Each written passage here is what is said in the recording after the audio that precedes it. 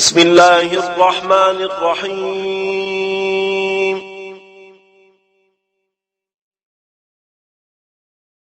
ألف لام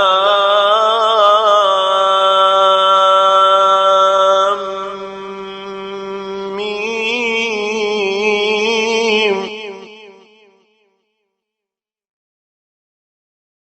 تلك آيات الكتاب الحكيم، هدى ورحمة للمحسنين.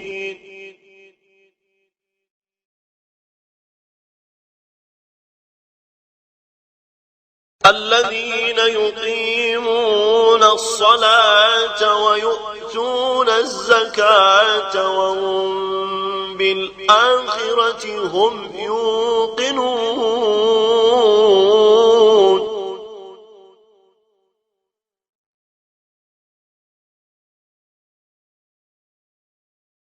أولئك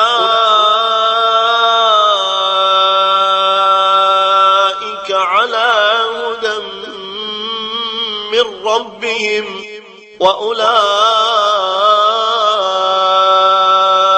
هم المفلحون.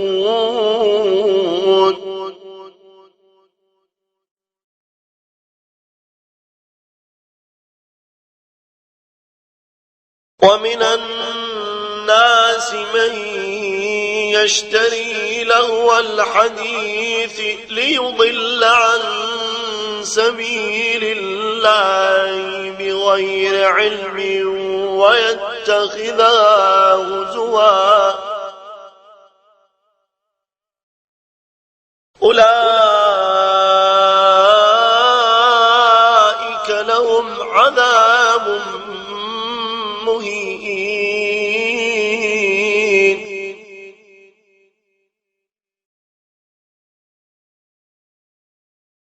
وإذا تتلى عليه آياتنا ولى مستكبرا كأن لم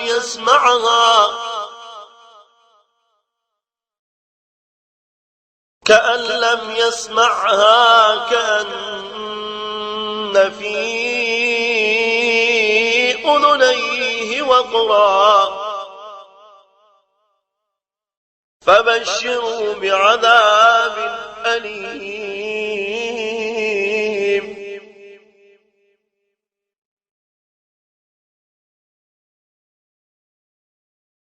إن الذين آمنوا وعملوا الصالحات لهم جنات النعيم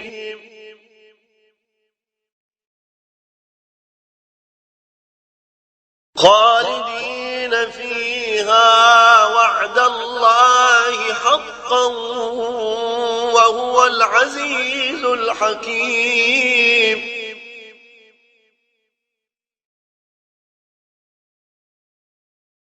خلق السماوات بغير عمد ترونها وألقى في الأرض رواسي أن تميد بكم وبث فيها من كل دابة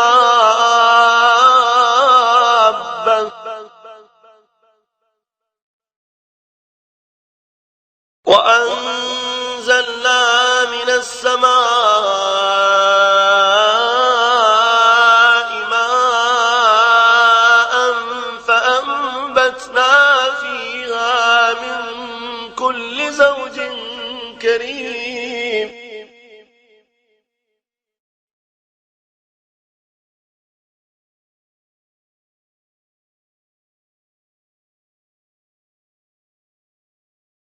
هذا خلق الله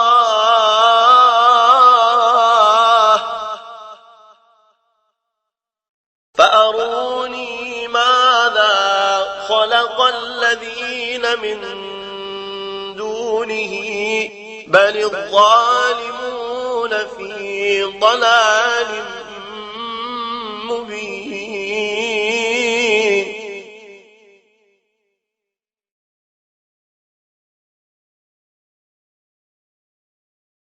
ولقد آتينا لقمان الحكمة أن اشكر لله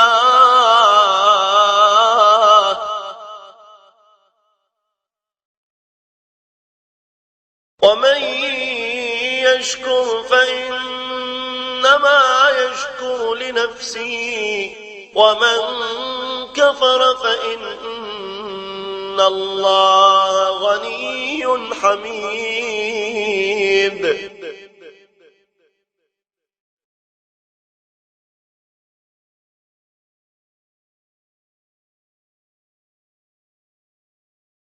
وإذ قال لقمان لابنه وهو يعظه يا بني لا تشرك بالله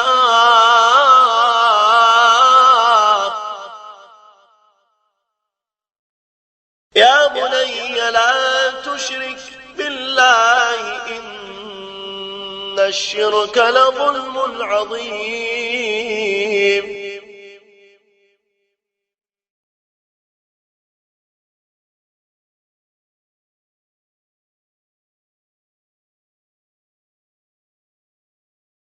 ووصينا الإنسان بوالديه حملته أمه وهنا على وهن وفصاله في عامين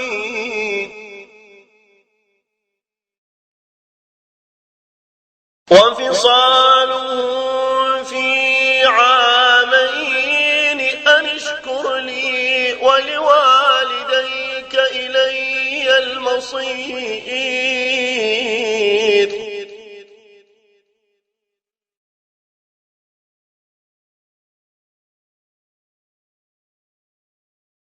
وإن جاهداك على أن تشرك بي ما ليس لك به علم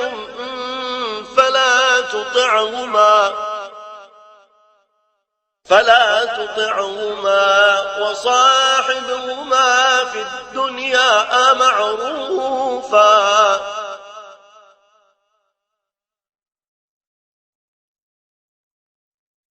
واتبع سبيل من أناب إلي ثم إلي مرجعكم فأنبئكم بما كنتم تعملون.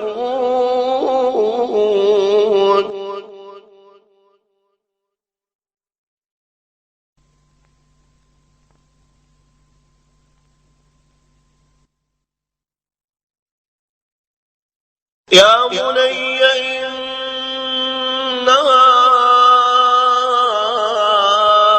إن تك مثقال حبة من خردل فتكن في صخرة أو في السماوات أو في الأرض يأت بها الله إن الله لطيف خبير.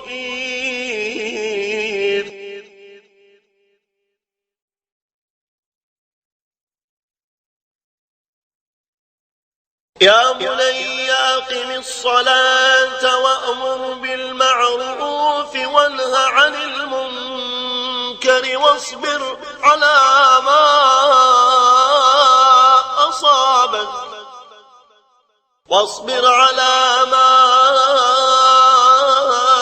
أصابك إن ذلك من عزم الأمور.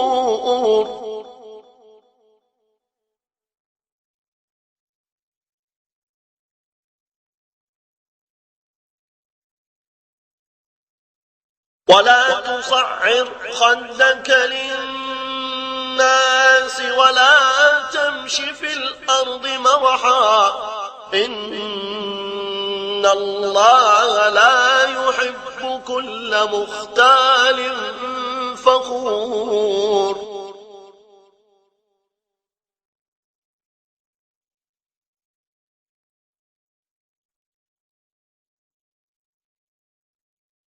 واقصد في مشيك واغضض من صوتك إن أنكر الأصوات لصوت الحمير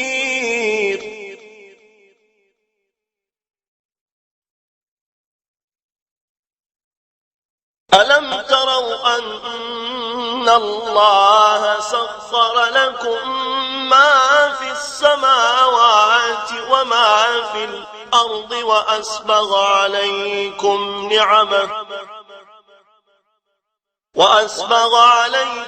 نعمه ظاهرة وباطنة ومن الناس من يجادل في الله بغير علم ولا هدى ولا كتاب منير